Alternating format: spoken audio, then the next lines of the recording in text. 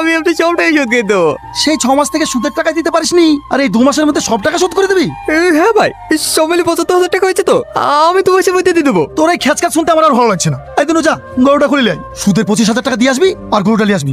এরকম কাজ করেন না ভাই, কোরটালি চলে গেলে আমি আপনার টাকা শোধ করবো কি করি? এই দিনু, কোরটালি যাইছি, ছেড়ে দাও ওকে। তোমার মাথা পাটলো কি রে? ও কিছু হয়নি বাপ, যা তুই ঘরে যা। তোকে বারবার করে মানা করেছিল শুধু টাকা নিয়ে ঘরবাড়ি করতে যাও না, এই মাটির ঘরেই আমরা অনেক সুখে আছি। আমার কথা তো শুনোনি, এবার দেখো কতগুলো টাকা কি করে শোধ করবা। ও আলি, তোমাদেরকে চিন্তা করতে হবে না, আমি ঠিক সব টাকা শোধ করে দেবো। তুমি কি পাগল হয়ে গেছো?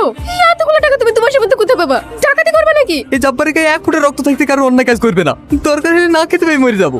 আমি আর কাল থেকে স্কুলে যাব না, তোমার সাথে কাজে যাব। তাই বললে হয় রে বাপ, তুই এখনো অনেক ছোট, মাঠের কাছে অনেক খাটনি, তুই শুধু মন দিয়ে পড়াশোনা কর, তোকে অনেক বড় অফিসার হতে হবে। অনেক ভালো লাগছে ভাই। ক টাকা লিছে? 3 লাখ 3 লাখ 3 লাখ টাকা দাম? অত টাকা তুই করতে পারলি ভাই? কেন পাপা দিয়েছে? আমাকে একবার চালাতে দিবি? তুই চালানো জানিস? জানবো না কেন, ছোট বাজার একটা গাড়ি ছিল না, ওইটা দিতে চালানো শিখেছি। চাবিটা দে না ভাই, গাড়িটা একটু চালিয়ে আসি। বারবার হাত দিসনি তো, গাড়িতে দাগ হয়ে যাবে। মেঘা, এই বাইকটা কিনলাম, ভালো লাগছে।